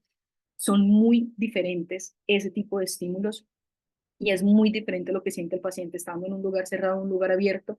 Entonces tenemos que incluir todo ese tipo de cosas. Tenemos que pensar en lo que todo nuestro entorno tiene para ofrecernos y como seres multisensoriales buscar esa estimulación para que nuestro paciente también pueda tener más control de ella y pues pueda acercarse. Entonces no es solamente muévase, es tener una información completa de todo lo que se está presentando. Ya en la parte de migraña vestibular, hablamos de que son episodios de vértigo, no siempre van a venir acompañados de cefalea. Duran de entre 5 minutos a 72 horas, entonces son personas que les cuesta bastante y que tienen durante días inclusive sensaciones muy incómodas con respecto a su vértigo, mareo, inestabilidad y demás.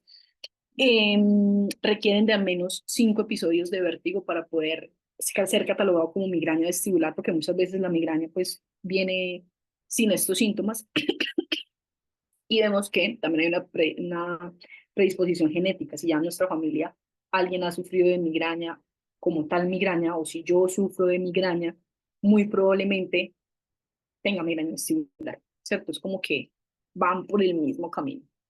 Y migrañas pues poco controladas, ¿no? Porque no es como que llegue sola, es algo que va como muy de manera progresiva.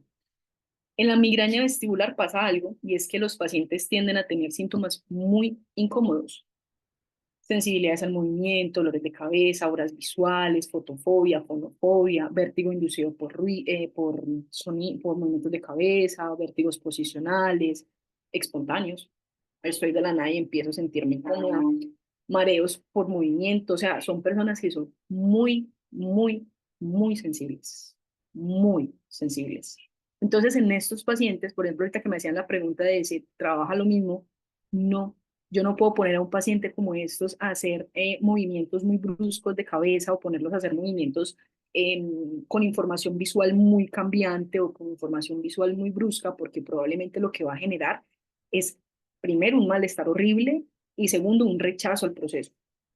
Y eso es algo que tenemos que tener mucho en cuenta cuando somos rehabilitadores, y es que tenemos que buscar la manera de que el paciente no me rechace, porque va a ser incómodo en todos, va a ser incómodo que si yo tengo que hacer estabilidad de la mirada, pues imagínense, si lo que tengo malo en una neuritis es la estabilidad de la mirada y me toca trabajar estabilidad de la mirada, eso va a ser incomodísimo para el paciente, pero tengo que buscar la forma en la que para él llegue un punto en que sea cómodo y logre hacerlo bien. Por eso no se trata de simplemente haga un ejercicio en esta hojita y recupérese. No, es poder guiar ese proceso. Eso es lo que realmente hace un rehabilitador, guiar el proceso, dosificar el proceso, organizar lo que usted necesita y lo que le va a ayudar en su proceso para su recuperación y que nos pueda permitir tener esto controlado para que la persona no le afecte su calidad de vida y todo lo contrario, mejore en esa parte. Entonces, en esta parte es muy, muy, muy complejo decir si todos los pacientes con migraña vestibular, por eso lo coloqué ahí entre signos de pregunta, son o no candidatos para hacer esta parte de rehabilitación. O sea, no todos lo van a necesitar y no a todos les va a servir, porque la rehabilitación vestibular incluye mucha estimulación optocinética, incluye información de entorno visual, incluye información propioceptiva, incluye mucho la parte de habituación y son pacientes que son muy sensibles y que si no tenemos controlada esa parte de la migraña, probablemente lo que va a pasar es que va a generar más daño que beneficio.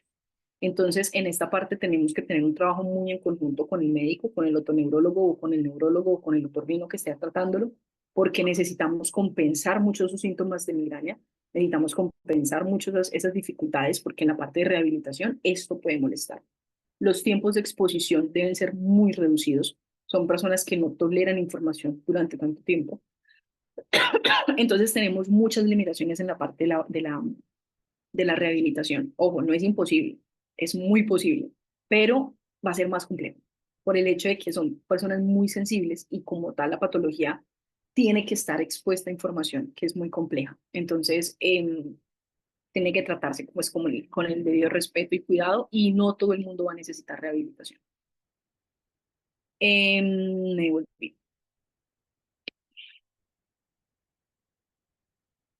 En la parte de las presbivestibulopatías, que ya aquí sí hablamos netamente de adultos mayores, vamos a encontrar que sus criterios diagnósticos van a estar muy encaminados a la parte de la historia clínica. Entonces son pacientes que de entrada van a sentir mucha inestabilidad y probablemente ya van a tener riesgos de antecedentes de caída, o sea, no solamente el riesgo, ya van a tener caídas y muchos de ellos van a sentir mucha inseguridad en la parte de la marcha, mucha inseguridad en la parte de los movimientos. En la exploración física vamos a encontrar que las pruebas de equilibrio van a estar alteradas y la evaluación neurológica es muy importante por lo que les hablaba ahorita de los deterioros a nivel cognitivo que presentan estos pacientes. Entonces hay que conocer mucho esa parte neurológica. Y ya como pruebas como tal que realizamos, en las pruebas todos tienen como un criterio como tal. El BIHIT tiene un criterio para poder diagnosticar la presbirulopatía, las pruebas de la silla rotatoria también, las pruebas calóricas también. Entonces, digamos que dentro de esta parte evaluativa vamos a encontrar en diferentes pruebas indicios que nos pueden decir es una presbivestibulopatía, hay que trabajarla con como una presbivestibulopatía. Lo que pasa con la presbivestibulopatía es que afecta todo el sistema, ¿cierto? Entonces acá el deterioro natural va a hacer que los dos sistemas vestibulares estén muy afectados, pero no solamente eso. Como hablamos de pacientes adultos mayores, vamos a tener deterioros naturales por la edad que van a ser estos déficits visuales, déficits propioceptivos, déficits a nivel funcional cortical, funciones cerebelosas se ven un poquito afectadas y funciones extrapiramidales también un poquito afectadas. Entonces, lo que les decía, no solamente el oído, es un todo cuando hablamos de estos pacientes. Y con pacientes a nivel de este tipo de dificultades y adultos mayores se nos dificulta un poco más porque no es solamente el hecho de muévase y haga ejercicio, sino de toda la estimulación que yo tengo que tener. Estos son los que más, por ejemplo, dificultades a nivel visuales tienen, a nivel propioceptivo tienen. Entonces son pacientes que les falta fuerza, son pacientes que les falta agarre, ya no tienen esta parte táctil tan desarrollado, tan hábil como nosotros, les cuesta muchas cosas que antes podían hacer sin ningún problema. Entonces son un montón de cosas que tenemos que tener en cuenta para poder tener esa rehabilitación y pues muchas veces hay que trabajar en conjunto con otros profesionales desde el área de rehabilitación, desde el área de fisioterapia, desde el área de terapia ocupacional, que nos puedan ayudar en estas partes que no podemos trabajar en rehabilitación vestibular, pero que nos pueda ayudar a que hacer una parte integral del proceso en donde también se estimule todo lo propioceptivo, visual y vestibular para que el paciente pues tenga pues como mejor control. En esta parte hacemos abarcamos ejercicios un poco más amplios, ¿cierto? Porque hay dificultades de muchas cosas.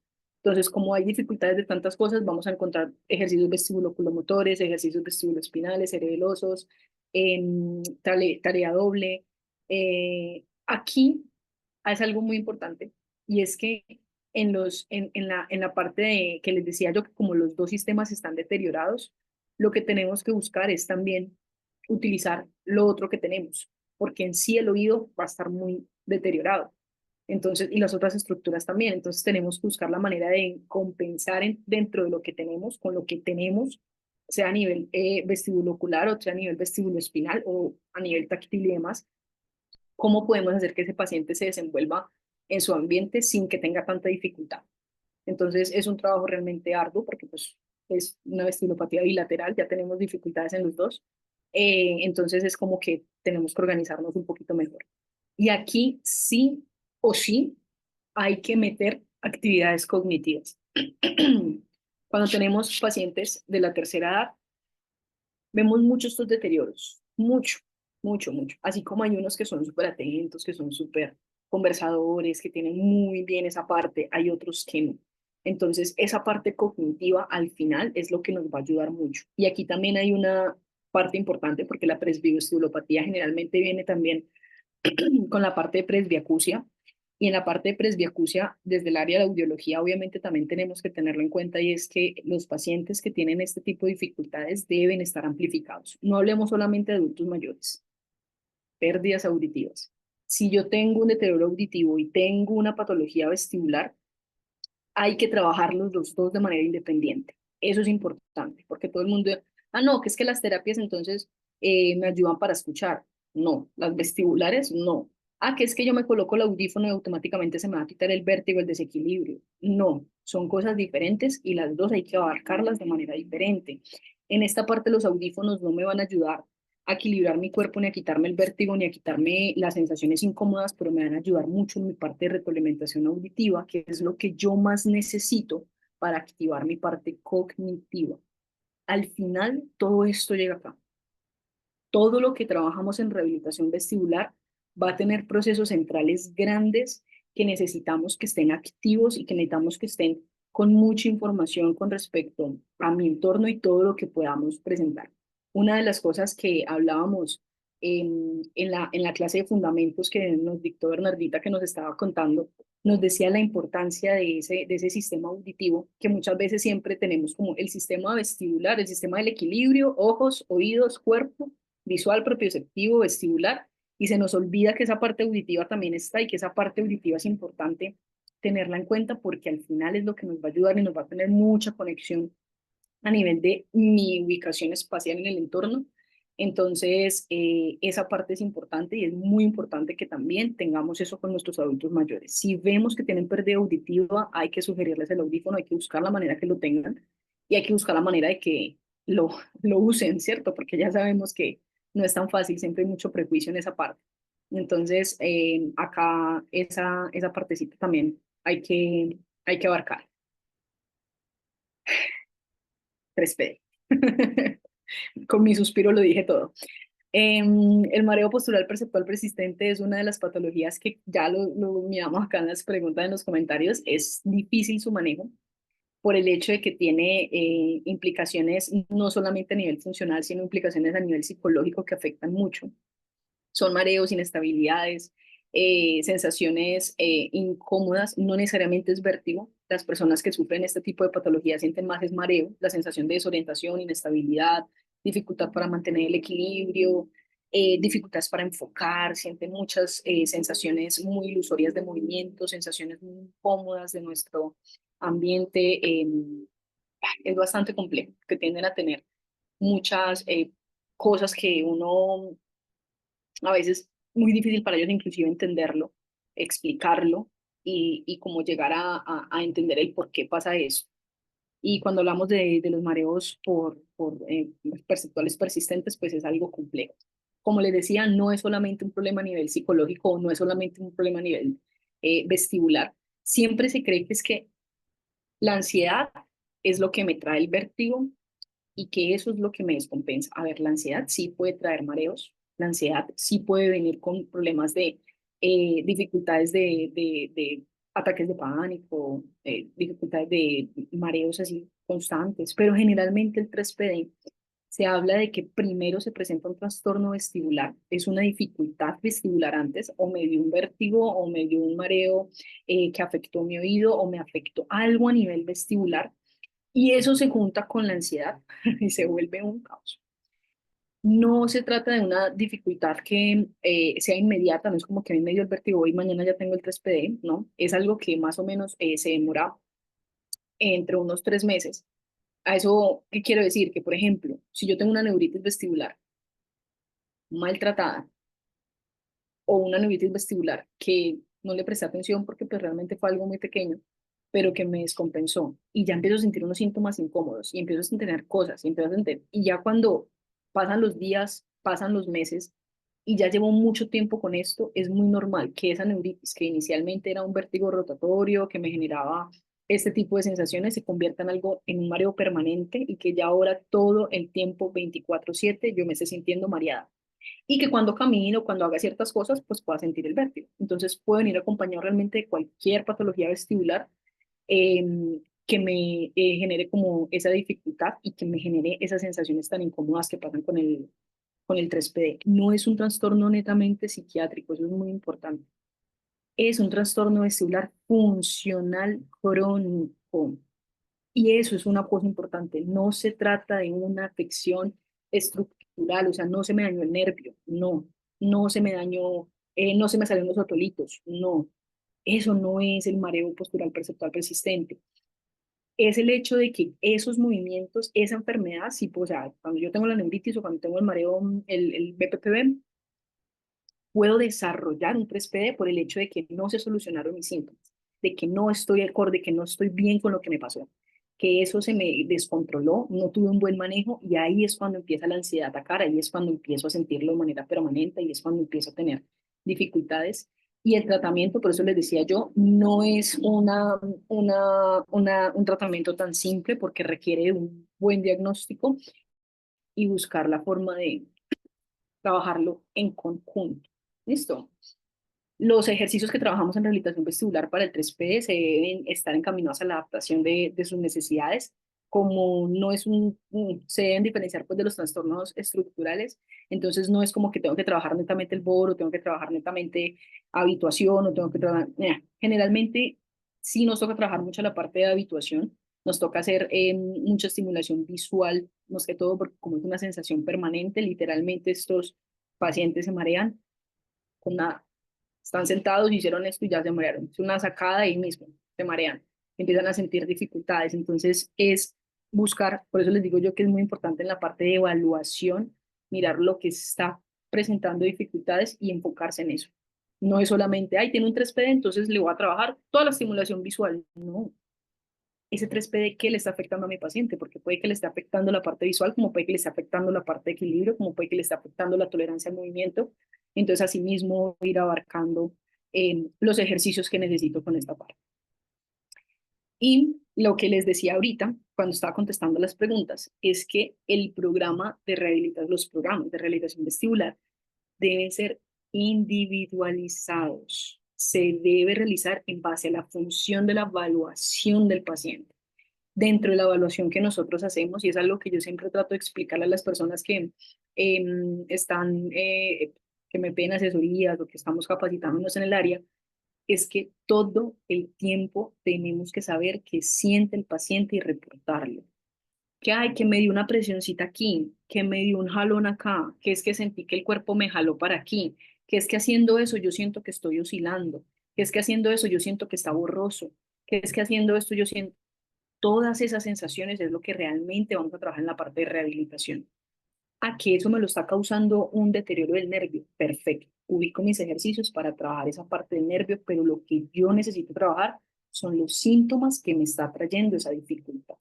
Entonces tenemos que ubicar siempre, siempre las necesidades de cada persona, de cada patología y de lo que implica para mi paciente tener ese tipo de sensaciones. Entonces es totalmente necesaria la parte de la información personalizada y una supervisión profesional. Esto sí, yo soy abanderada de que, por favor, los ejercicios de la hojita, muy buenos, yo sé que son estos vestibulares, yo sé que hay personas que les sirve, pero siempre es importante que un profesional terapeuta especializado pueda estar mirando esos factores de seguridad, de eficacia, de progresión. No es lo mismo, los pacientes generalmente reciben esa hojita y ellos se sientan a hacer una rehabilitación vestibular que les puede estar durando 1 hora, 2 horas, 3 horas. Eso no está bien, eso los sobrecarga, eso los marea muchísimo.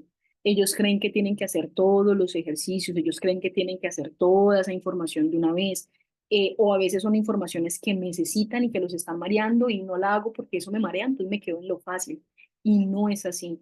Nosotros desde el área de rehabilitación hacemos todo una información en donde buscamos el ejercicio, organizamos la progresión de ese ejercicio, colocamos la dosificación de ese ejercicio, les mandamos a la casa a realizarlos en diferentes momentos del día, les decimos si es por la mañana, si es por la tarde, si es por la noche, si lo tiene que hacer 3, 4 veces, 1 minuto, 2 minutos, 5, 10 veces. O sea, son cosas que uno ve como tan complejo, pero que realmente nos va a dar mucha información y beneficio a nuestros pacientes. Por eso es importante el rehabilitador vestibular, que no solamente se trata de haga este ejercicio, se trata de lo que ese ejercicio y la forma en la que yo lo estoy haciendo me va a dar o no la mejoría necesaria en mis procesos de recuperación. Los dejo con una frasecita acá que me gustó mucho, que siempre me gusta dejarles una frase al final, y es: el movimiento es vida, aquellos que dejan de moverse, dejan de vivir. Yo soy, pero cansona con mis pacientes y todo el tiempo, todos los días, todo el día, inclusive los que me han visto por redes sociales saben que soy, pero cansona con el tema de que hay que moverse. Hay que moverse. Estos trastornos vestibulares son muy, muy importantes abarcarlos desde la parte del movimiento y si yo no me estoy moviendo, no les estoy dando información a mi sistema y tengo que dejar que ese sistema se estimule. Entonces, la invitación es eso, a que le recomienden a sus pacientes caminatas, movimiento, que salgan de ese miedo del movimiento me marea, porque sí los va a marear, pero también les va a ayudar muchísimo. Entonces, y incluirle también a ustedes actividad física, moverse más, todos necesitamos del movimiento. Entonces, esa es la invitación. Ahora sí, vamos a mirar las preguntitas que hay por acá, que ya vi que hay varias. Hola, Jaira, muchas gracias. Déjame si quieres te ayuda. Tienes muchas preguntas súper interesantes. La verdad es que me encantó tu plática. Me encantó cómo la abordaste. Creo que fue algo refrescante. Y la verdad, por los comentarios y las dudas, yo creo que a la gente le ha gustado bastante porque traen muy buenas preguntas. Me preguntan, para los que están preguntando a la masterclass. La primera y segunda masterclass ya están en la página de la Academia Interacoustics. Si ustedes se meten a la página del contenido de la Academia y le ponen en rehabilitación vestibular contenido en español, ya están, porque si las buscan directamente de YouTube no las van a encontrar. Entonces, para que entren directo a la página de la Academia, rehabilitación, si quieren al final les enseño en dónde para que termine Jajaira con las preguntas y lo podemos ver al final. Preguntan que cuando no cuenta con el profesional competente para el trabajo ansioso y de salud mental en la triple PM, ¿hasta dónde puedes llegar con el tratamiento?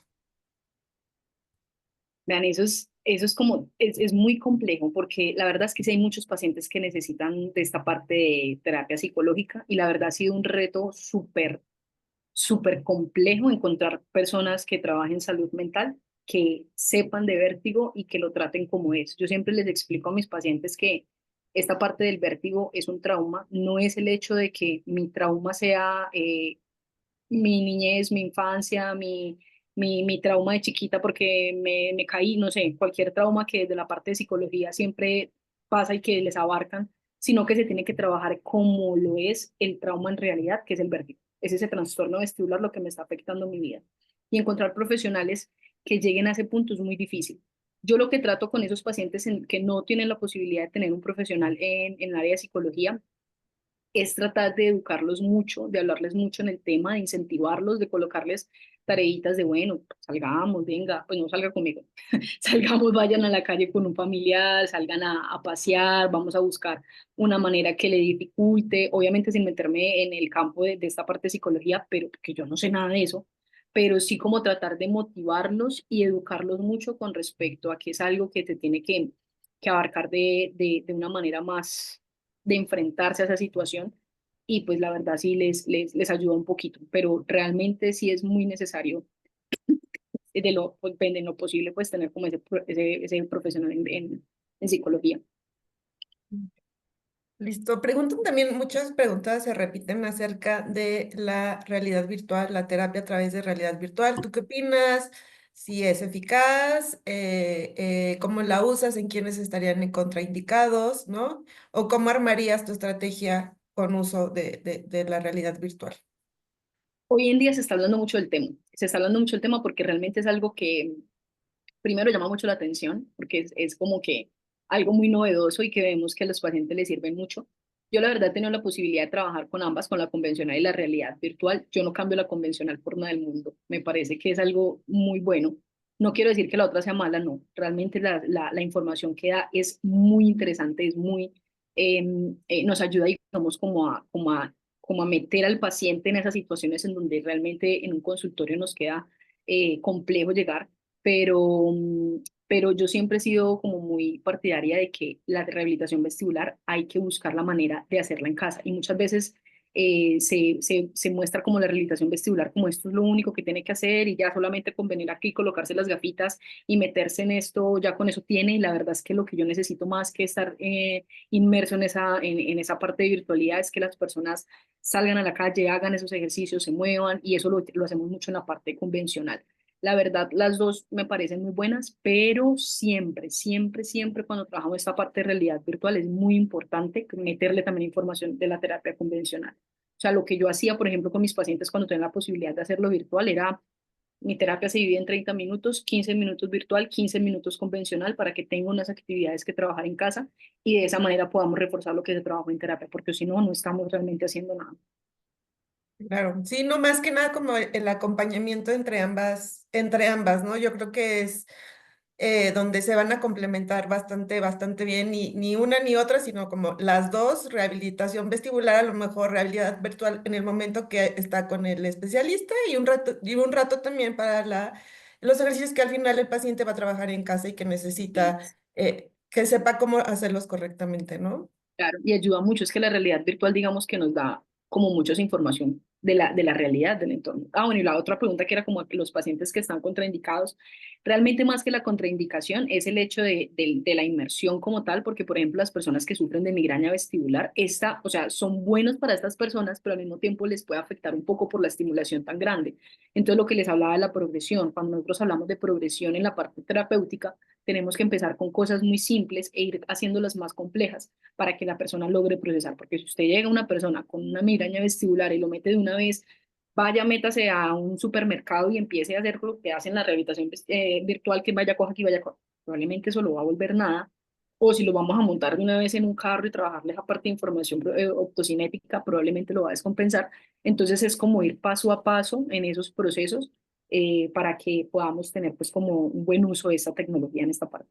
Que ya también saldrán algunos webinars próximamente acerca de pues experiencia de ciertos médicos, ¿no? Sobre todo con el uso de rehabilitación vestibular, en este caso con la plataforma de Virtualis, que nosotros tenemos que ya saldrá en su momento, ya tendremos el lanzamiento y seguramente también tendremos algún webinar acerca de este tema, ¿no?